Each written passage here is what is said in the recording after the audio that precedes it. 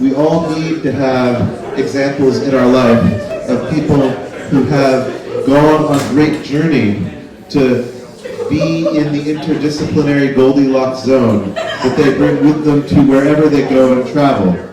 And we all need examples of people who've learned the lessons from permaculture and social permaculture and multidisciplinary cooperation, who have found the Venn diagram of where regenerative community and natural ecosystems connect together to be a source of agency.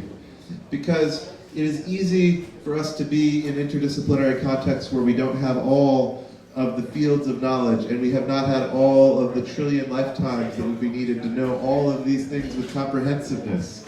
And yet, it is possible to be in radical integration of what we want for the future and the interdisciplinary context, the synchronicity that we call this present tense, because we only have what is present.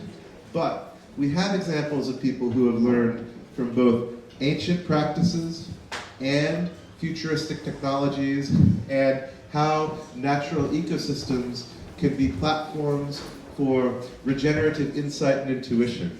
And this is also very much in continuity with the incredible regenerative technology presentation that just concluded, is that we have many angles from which to build the regenerative future, including understanding parts of the present that we don't even notice. I remember when I first met Nicholas, he shared with me that we don't even know of all of the minerals in our salt that could have profound benefit, because we haven't been in the habit of understanding. We thought they were too small to be of significance, and the science has been coming out that they're way more significant. All of these minerals in the secret layers and kinds of salt that are unusual in this world, but not unusual for Nicholas's community, because Nicholas is at the center of a regenerative ecological stewardship mindset and transformational technological agency integration,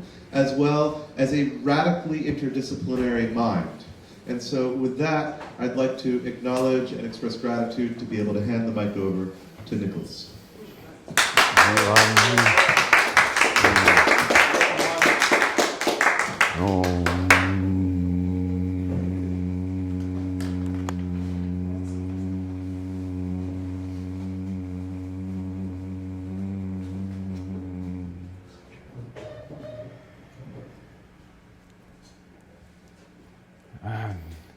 It's really good to vibrate the brain cells, because sometimes they, I love vibrating that brain cells as they agitate. I think the neurons sort of fire more synergistically with some sort of wavelengthy, harmonious syncopation, which I feel here, and I'm very glad to be here. My first question to you is, how could we have known that the Soviet Union was going to collapse?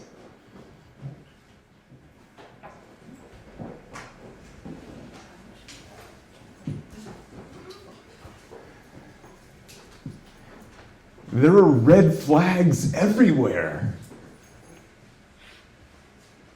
What? No one gets the Soviet flag. It's a big red flag. Okay.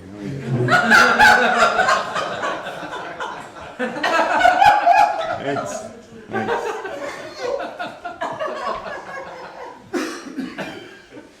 My second question to you is, what is a Luddite?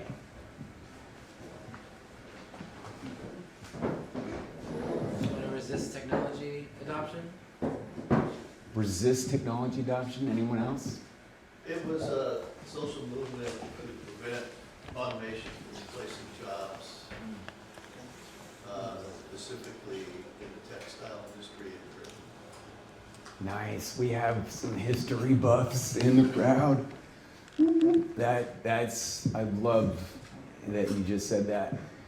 And I think you nailed it too. The popular conception is the Luddite is anti-technology. That couldn't be farther from the truth. The power loom was the AI of its day. It was the most advanced technology of the day. And the people that operated the power looms, they were the equivalent of our AI software engineers. Like, they took that level of technological sophistication, right? It was, so to me, this story of Ned Ludd that I find fascinating. There was a trans person that was an iconic character in that movement. Very tangential, but interesting.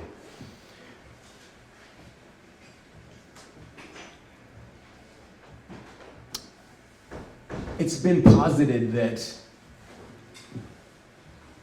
our AI race represents the largest enclosure of the commons in the history of enclosing the commons.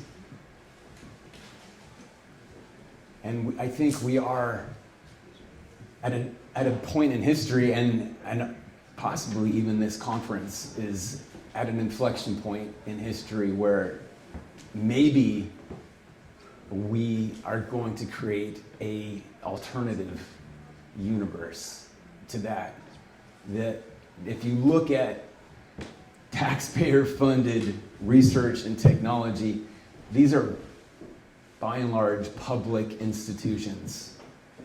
And there's been a corporate creep into the hallways of controlling how our public research is used. And if we're going to now have a paywall between us and our regenerative future, I think remains to be seen. So I'm very thrilled that this conversation is happening here.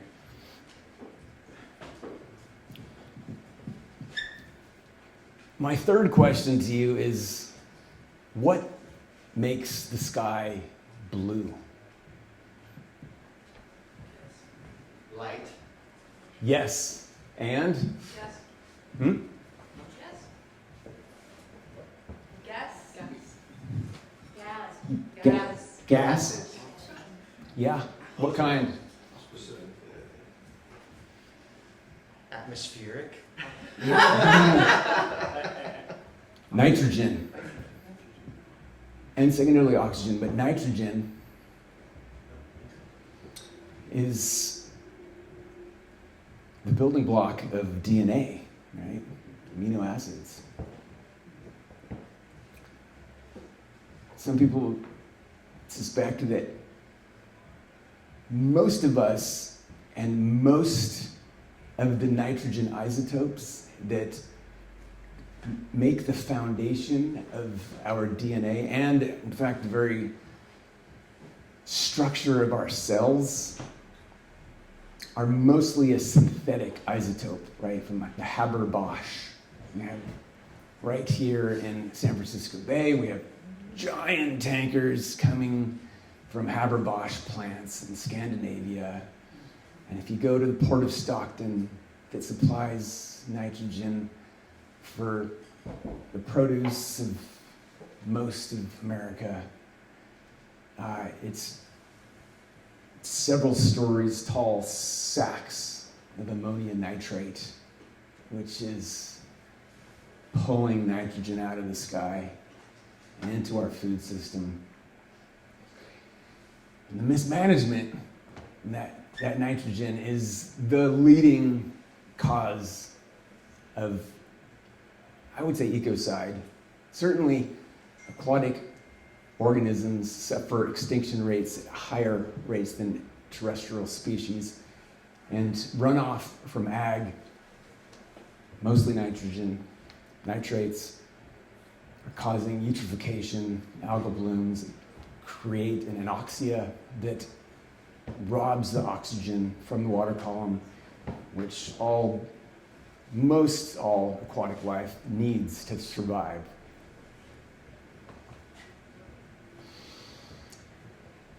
So my premise of this chat and my life, to be quite honest, is disintermediating our contract with nature and re-intermediating our contract with society. So I have a personal religion which is peeing onto organic carbon. Why would I do that? Yes. Nitrogen. Yes! So, you've probably heard of organic farming. Well, the reason it's named organic farming is because the nitrogen of industrial ag is an inorganic nitrogen, and the nitrogen in organic farming is a nitrogen that's a slow time release nitrogen that's bound with a carbon molecule. Mulch. Has anyone ever mulched their garden here before? Raise of hands. Any mulchers? Mulch love to you. Thank you very much. So, unfortunately, this mega engineering intermediation between us and our food, us and our water, right? The huge pipes that deliver our water. Pure water, like we're really lucky we have a really high quality drinking water here in San Francisco. Yet, the very creeks of this watershed, and the closer you are to concentrations of humans, the more degraded the water becomes, right? It's like yet, let's just say since the beginning of Homo sapiens, we've had 20,000 grandmothers, approximately. How many of those grandmothers drank the water near the village?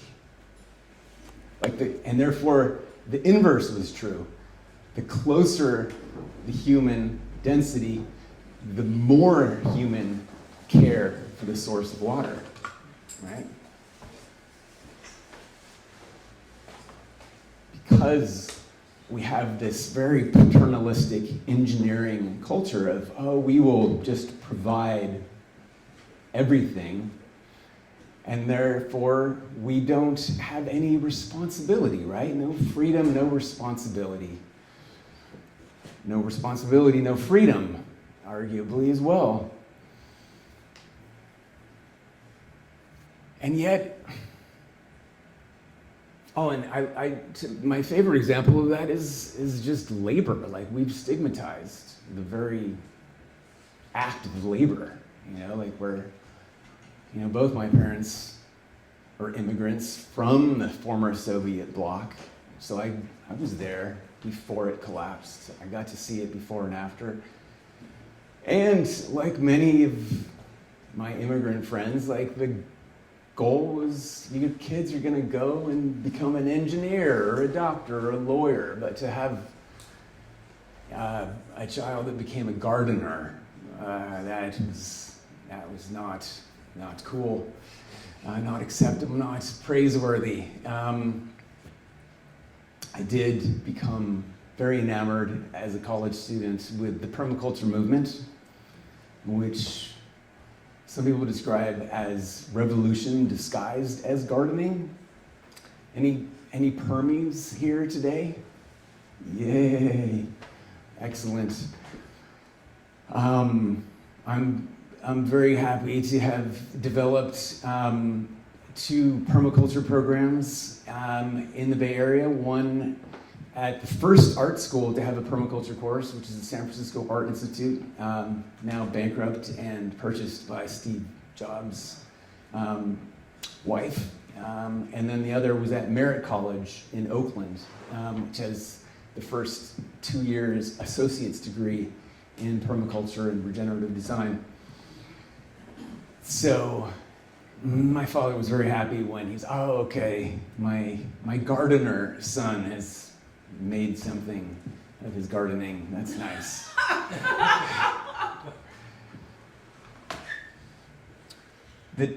To me, the re-intermediating our contract with society is the mesh world, right? It's mesh budgeting, it's mesh open governance, it's mesh diplomacy, it's rewilding the internet. Right now, we have a democracy that's been called a xerocracy because the representation it's like a Xerox copy that it's like faded because it's been copied so many times, and then you're like, I still can read the original democratic intent of this piece of paper. And I find that to be so true, whereas in a direct democracy, if anyone here has ever participated in a cooperative or in a horizontal governance culture, you know, and anyone, horizontality and governance of an org or a housing co-op, and you know what I'm talking about. I mean, this is, we have to institutionalize this re-intermediation of society, because right now it's like this vote for diarrhea or vote for vomit, and you know, it's like, wow, that's so rad, this is amazing. I'm not excited, you know, just not.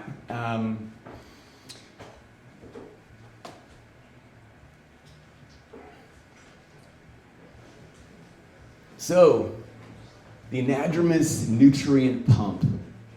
You know, I grew up in Seattle eating salmon. My neighbor was a salmon fisherman.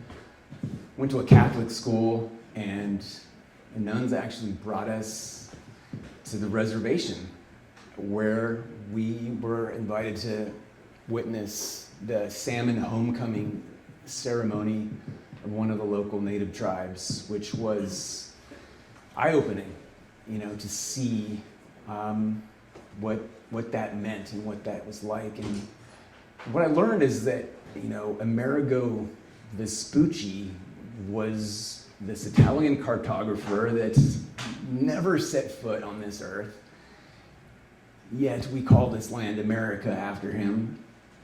Yet if you hang out with indigenous folks, this was salmon nation, right? Salmon was the staple protein that you could preserve and survive for, droughts and crop failures. Doesn't matter. Like the salmon, we're always coming. We're always there. It was everything revolved around salmon. And here in California, we are in an extinction vortex around salmon, like in real time. Last 2 years, the commercial Chinook fishery has been closed for the first time in decades. Coho are at 98% of historic numbers in most of their original habitat. Like, this is a species that needs water, right? So, 5th largest economy in the world, California, and the most engineered water system in the world. Like, we built this economy on the back of the water system. You just can't argue it any way around that. This is an arid state. Water makes food grow if you pipe it out of a river. We have the Colorado River that doesn't even flow to the sea in some years anymore. Aldo Leopold called it one of the 7 wonders of the world because the delta extended 100 miles. Jaguars hunted beavers in the delta of the Colorado River. You go there today, and it is an apocalyptic dystopia. It really is. It's a travesty, and it's an embarrassment that, you know, we export the best engineers all around the world, and what do they build? More dams. Because everyone has this American dream chiseled by Hollywood to think that this is the place, that it has it all figured out, right? We have the best quality of life, we have the best climate, we have some of the deepest topsoils anywhere on the planet, even though we've been exhausting them. It's a great place to be. I'm lucky to be here. We're lucky to be here. Yet, there's no reckoning. There's no reconciliation. There's no deep staring at the truth of what made us who we are today. The engineers at that time didn't have a sensibility that indigenous rights were something to be respected, indigenous food systems. Many scholars argue that more indigenous people died from the collapse of the native food web than from the direct killing. Like we all think, oh, the genocide, we just killed the Indian people. No, they ran to the hills to live off salmon, and then we dammed the salmon, and the salmon threw their bodies at the walls of the dams by the hundreds of thousands.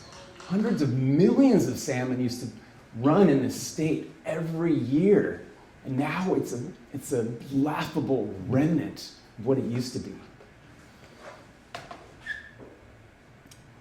Now, the really cool thing about the salmon is that they cycle the 64 minerals in the sea up into the food web. If you like to garden, you know that phosphorus is needed for flowering and fruiting. Yet phosphorus is abundant in the sea and in the bodies of salmon. And when the bears and the raccoons and the foxes and the coyotes and the wolves and the eagles and the rodents and the humans all eat the salmon and deposit the fecal material up throughout the forest, like that represented a possibility for fruit to be abundant. And if anyone been to Alaska? Have you gone berry picking in Alaska? Oh my God, it's amazing. And in parts of Washington state, I've experienced this too, where you go at certain times of the year, there's 12 kinds of berries fruiting at the same time. I mean, it's just like a native food forest just dripping with abundance. And you see why the bears are fat. Yet this is called, in ecology, it's called trophic collapse, right? The trophic cascading food web of nutrients coming up the rivers, in some cases thousands of miles into the upper tributaries, the mountain forests, creating these native food forests. And we've traded all that to export almonds and hay to empty shipping containers that come here full of technology and Walmart crap. And they don't want to go back empty, so we fill them with agricultural commodities that are heavily subsidized because we want some trade leverage, right? We basically have like the most ecologically asinine economic system you could possibly conjure. It's just like exhaust the abundance to create a ledger that looks really good for a very small number of land managers and their bookkeepers. But that ledger for the vast majority of us that want to bring back this historic abundance, it's not a very beautiful ledger. It's not a beautiful bookkeeping.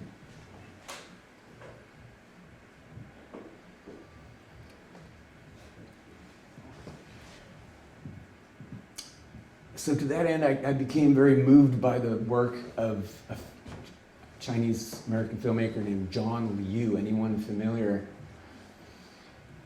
I went to a festival in Spain called the Regeneration Festival, where he had helped organize a large-scale landscape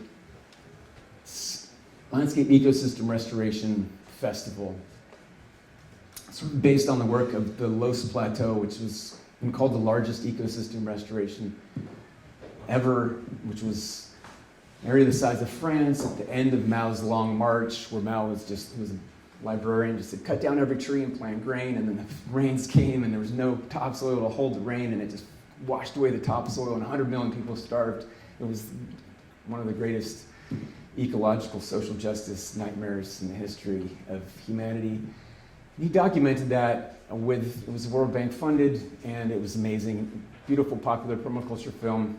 Spain has also suffered some 90% deforestation, and has witnessed the loss of historic rainfall. The Sahara Desert is basically moving up into Spain, right, where historically it was a very similar climate to California, this Mediterranean, very abundant landscape, and it's the same things happening in California.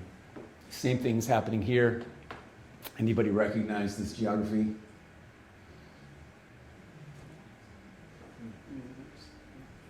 Yeah, more specifically, what's that? Yeah. So this is the Sinai right here. This is Gaza, Egypt. Egypt right here, and Gaza, Israel. And the Sinai has been geopolitically ping-ponged about. It's sort of a lawless zone right now. But historically, this is the land of milk and honey, right? This is the biblical land of milk and honey. And what people have figured out is so many naval commerce empires have needed to deforest to build their ships and civilizations that this whole peninsula was deforested. And what happens when you deforest is this is a really interesting experiment. You can do this in most places in California. You can take the hottest day of the year, go out to the middle of like a black asphalt Walmart parking lot and take a little infrared thermometer and shine it, and you'll get like surface temperatures 130 Fahrenheit. You can walk over to the edge of the parking lot where there's like a riparian forest, shine the same thing on the soil, you'll get surface temperatures 50, 60 degrees less. Right, so this is water drying out because the soil carbon has dried out and oxidized, and so no longer can sponge any water and then hold that in between rains and offer it for plant uptake. And that loss of moisture and carbon creates a plume of heat. And that plume of heat drives any potential water vapor into the upper atmosphere where it stays. It's getting removed from the precipitation cycle. So what we're experiencing is a loss of historic rainfall as a result of soil carbon loss. And you can map the rivers that used to come out of this. There's a monastery of St. Catherine up here, sacred monastery to the Christian faith, and there's a river that comes down. So this is what it looks like today, and this is what it looked like historically and could look like again. Whereas right now it's so hot that the winds just blow over into the Red Sea. There's a very important concept called the small water cycle, which states that most rain is evapotranspired water from plants, right? Say in the first 20 miles from the coast, you got rain coming from evaporated seawater. That usually drops. And then inland, you got re-evaporated rain, and that just cycling over and over and over into the middle of continents. And as soon as you deforest that stretch of coastline, which Spain did in a really bad way for tourism, unfortunately, you're not getting that re-evaporation cycle.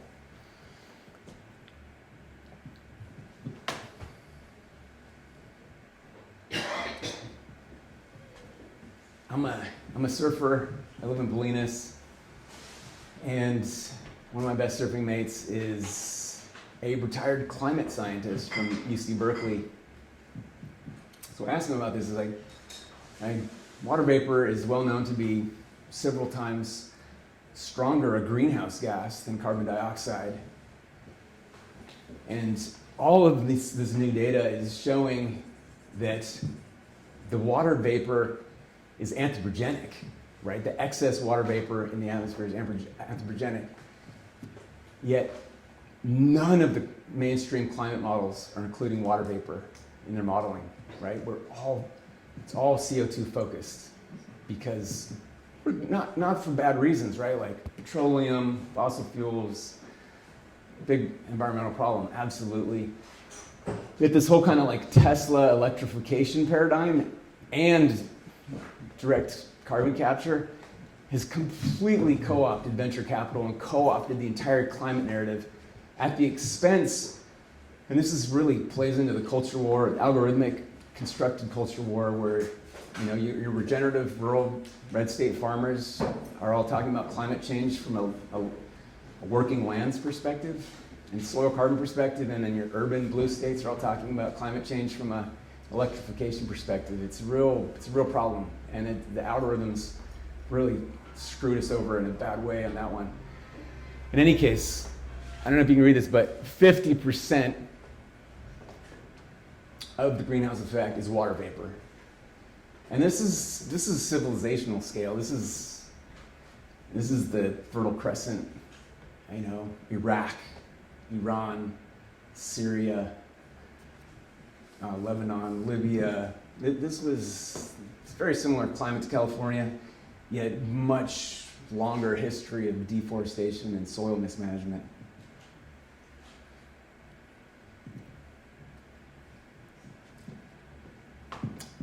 So, anybody recognize this piece of geography?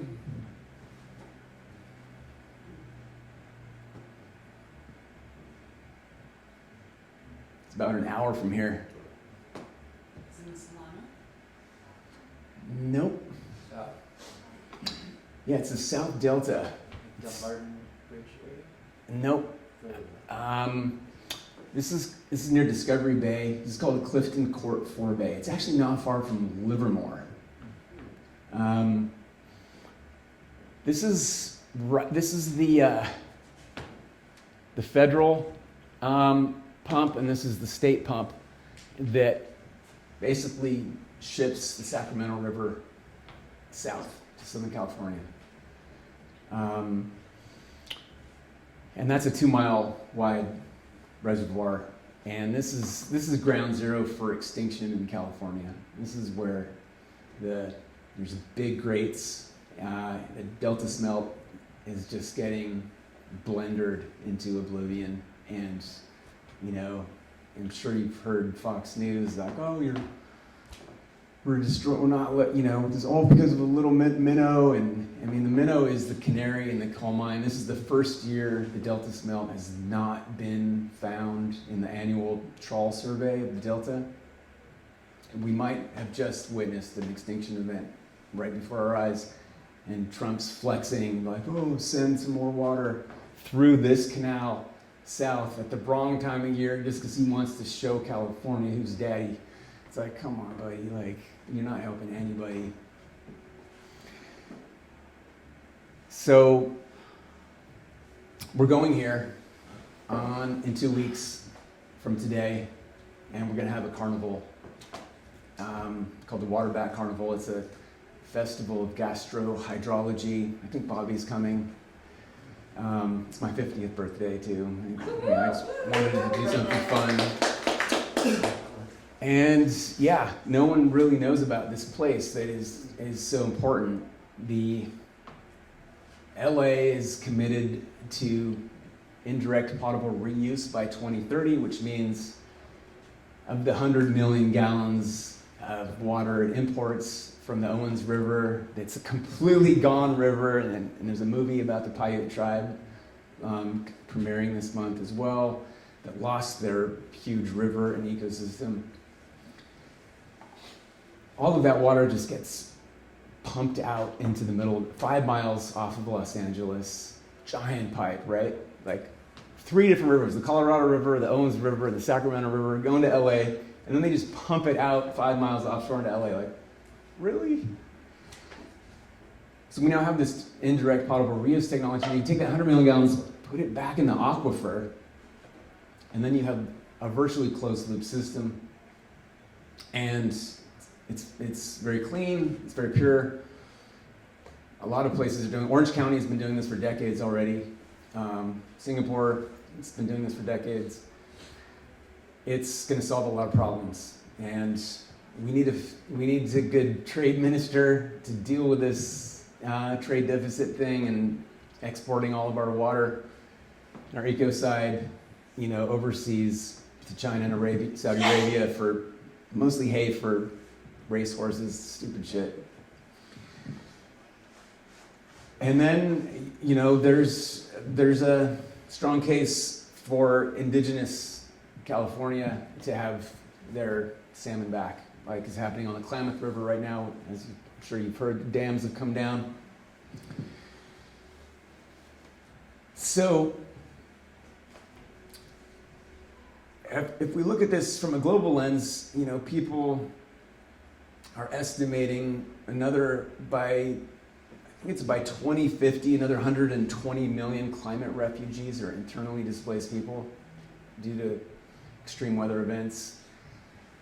And the basis of this is that soil carbon loss, right? Like in Syria, everyone's just cutting down all the trees, and that because of the economic plight, and then exacerbated the whole climate warming situation. And the beauty of the land use climate paradigm is that because you can get a 50, 60 degree temperature differential based on local land use practices, like you're going to mitigate your drought, flood, fire, and social conflict dynamic by how you manage your land. I should say that the closest I've seen to sort of this solar punk, stylized rendering of what a solar punk future could be is in Cuba. Has anyone here been to Cuba? There's cities in Cuba that are growing 50% of their own food, and they were a satellite state of the Soviet Union, and the great transition period, they call it, when they lost their spigot of petroleum overnight, instantly. Like the average Cuban lost 10 pounds, but not a single person went hungry, right? In fact, they got much more physically fit, right, in my opinion, and the quality of life improved greatly. Like it's very walkable and bikeable everywhere you go. There's very few. It's not a car-centric place anymore, and and their culture is thriving. The arts, cinema, dance, music. Like there's just time for culture creation, which I feel like is something in our productivity-obsessed culture we've sort of lost. And Cuba has recaptured that because the Soviet industrial machine economy was like pumping out commodity productivity, and it's beautiful. Like Cuba is not perfect, but it has a lot of answers to, I think, a lot of what we're dealing with. Let's see, just a little time check here. I wanted to leave some time for discussion, but I'll just leave you with a couple projects I'm working on. One is right now called River Twins. It's a digital twins for rivers project, and the idea is to create a platform. It's sort of a permanent bioregional EPA that's locally controlled, and it's a crowdfunding site for restoring rivers. Right, so we have all of these rivers that have all these sources of industrial and agricultural and municipal runoff. Something called process-based restoration, which is not a highly engineered system. It's basically like what you can do at a work party with a local watershed nonprofit. This is a platform that harvests satellite data and INSAR satellite data, which is, you can create these groundwater maps in this ground penetrating radar, and doing drone fly-throughs with LiDAR so that we can start to map topographically, which is what you need for doing permaculture earthworks. And then basically reclaim the narrative locally of what's going on with our rivers, because there's just so much noise. I think we've lost our connection to source, right? Which is we're water.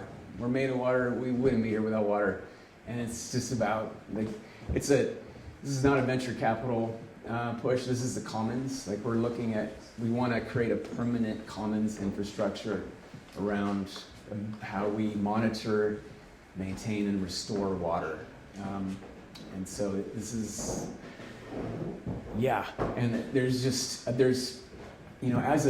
a teacher around water systems, like I see the mass hydrological illiteracy, and to me that's kind of the spirit of it, is how do we actually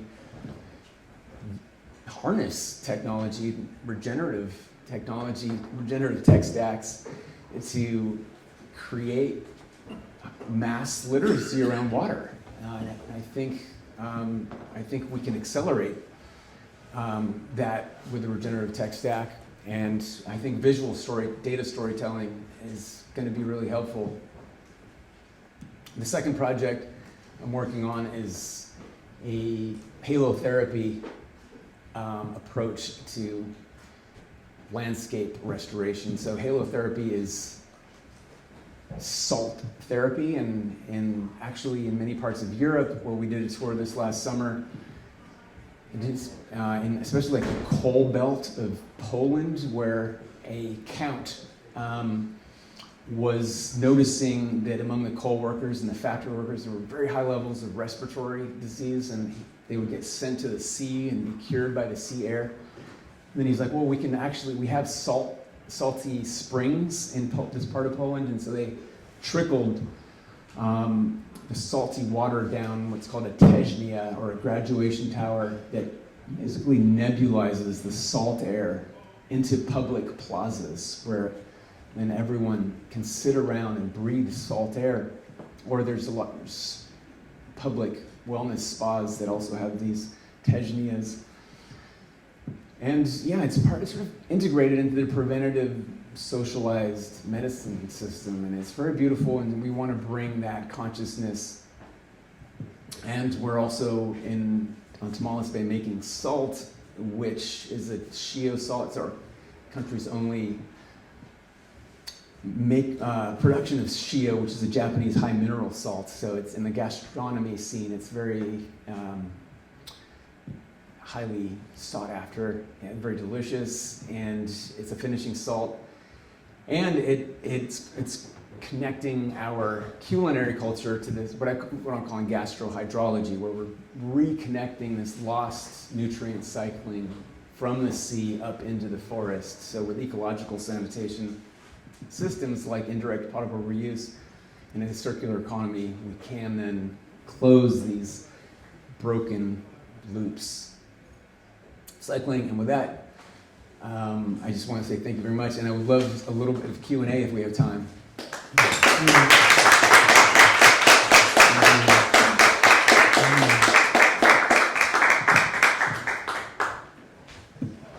Yes. You put this slide up, and I'm just curious, can you tell us a little bit about what we're looking at? Yeah, so this is a groundwater map around Visalia, California, and it's just showing how groundwater is recharged through infiltration and runoff. There's a lot of industrial forestry that has also left soil carbon oxidation legacy, and so we've lost the sponge in the upper watershed that we need to rebuild. And so when that stops infiltrating, it all just kind of runs off. And then the reservoir people and the dam people are like, yay, look, our reservoirs are full. But really, there's a 10 times more loss of aquifer, and when your reservoir gets filled like that, because you're not slowly trickling it like it would historically. So again, California has just moved into a groundwater basin management system, which is great because before we never had this map. And now we have this map, we can see what's happening.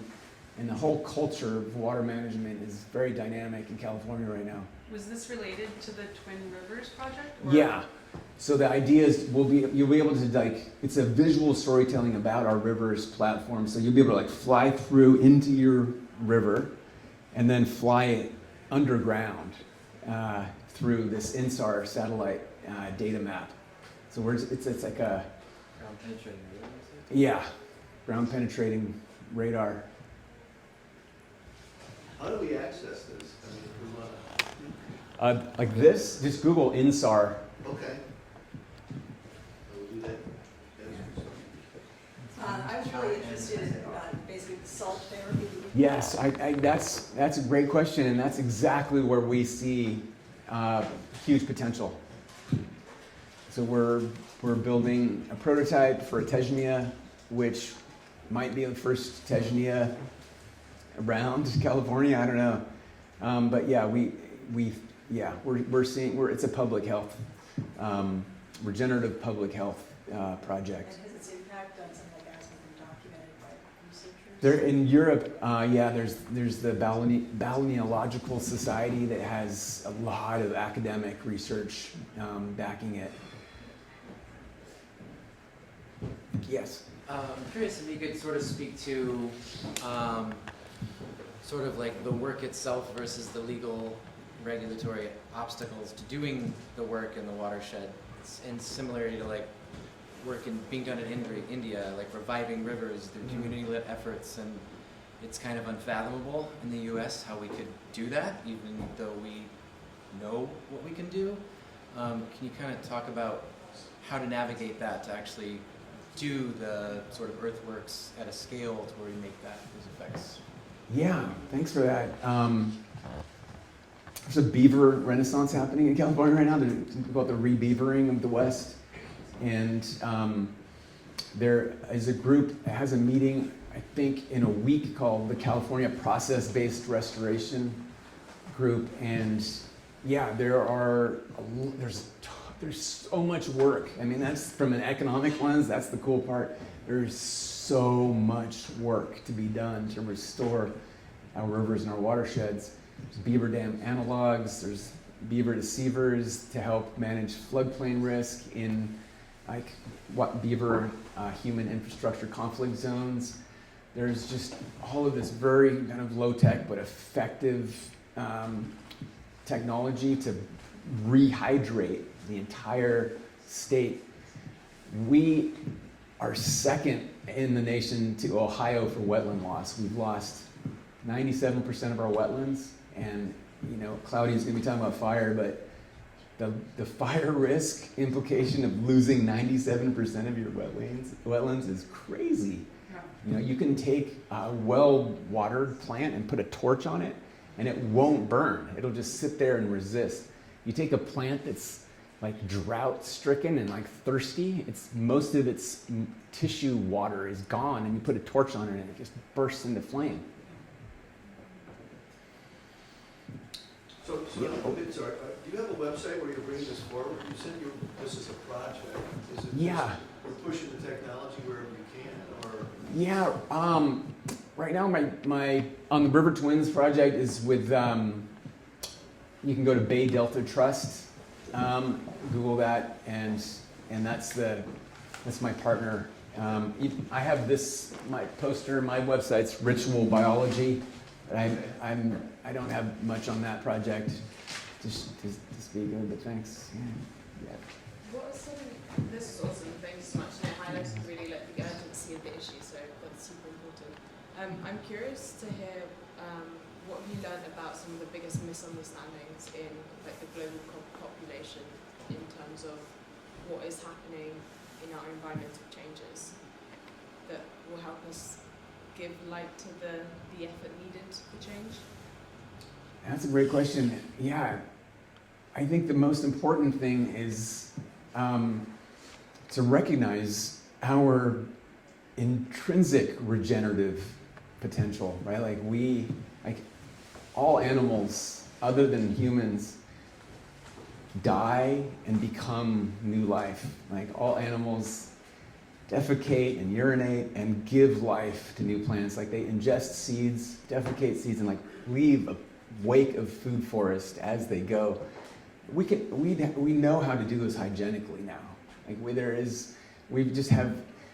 inherited, sort of, to be blunt, elder white male egos that have names on engineering halls. They're just like, this is the way to do it. This is the only way. This is the sacred way.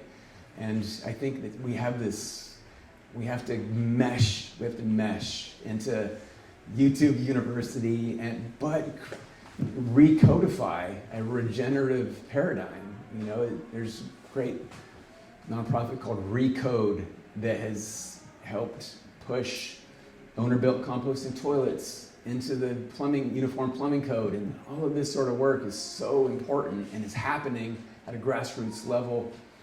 But I think it's about awareness of our biology, and that plants want us to exhale carbon dioxide because that's what they breathe in. And they breathe out oxygen, which is what we breathe in, right? There's just like this ancient, deep synergy with the natural world, and we're just so intermediated, and we need to disintermediate. Hardcore. We need to hardcore disintermediate. On your lovely poster there of Lexicon of Solar Punk Futures, it says eco-son. I'm assuming that's like a take on some Japanese. Oh, ecological sanitation. Oh, Yeah. so not. Okay. Okay. I know what that means. Interesting, I never heard that permutation though, but yeah. Japan, interesting, is doing a lot of neat work around that. Yes? Are you familiar with your small space salt that there's a history of mercury mining up on the Solarpunkification reservoir?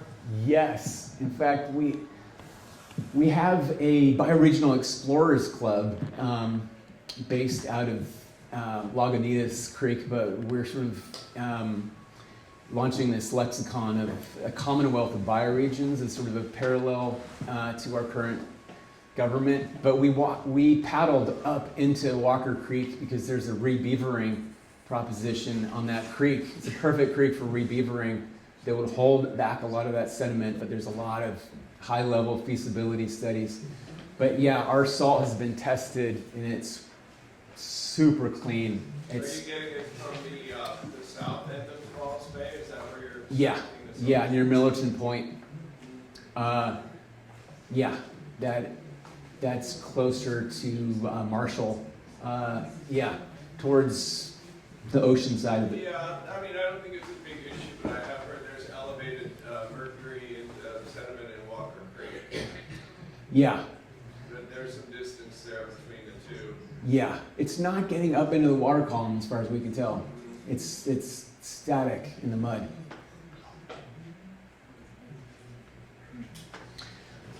Okay, thank you so much.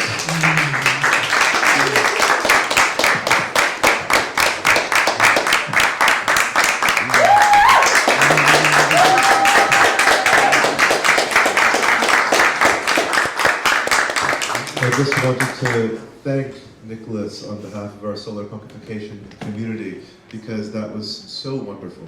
And I also just want to acknowledge multiple fractals of what you shared.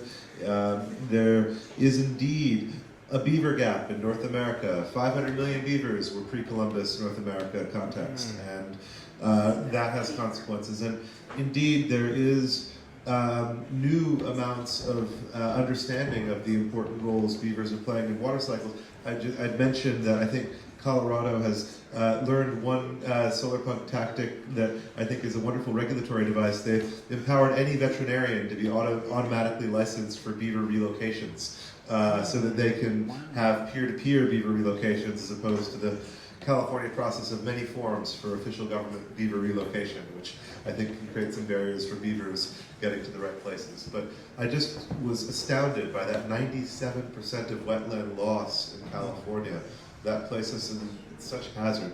I want to acknowledge also that salt that has minerals we didn't know we needed is an amazing thing because it picks up off of a million years of human coevolution with these minerals. It's not just that when we find more minerals that matter to us, that's terra nova. It's got many, many years of ancient history of coevolution that cause these minerals to matter to our bodies and to our ecosystems and to our minds and ourselves. So I think that what Nicholas shared is just the beginning of an extraordinary portal to the wide and wonderful world of the permaculturalists, the social permaculturalists, the transformation regenerative leaders. And I also consider many of these forms of regenerative approach that are very much in keeping with the patterns of the speakers just prior, and also very much in keeping with our next speaker. We're going to take a 5 or 10 minute break to set up the next speaker, and we are going to then have our future of catastrophic wildfire prevention from Claudia Brenner as our next on agenda. But I just want to say thank you, Nicholas, so much.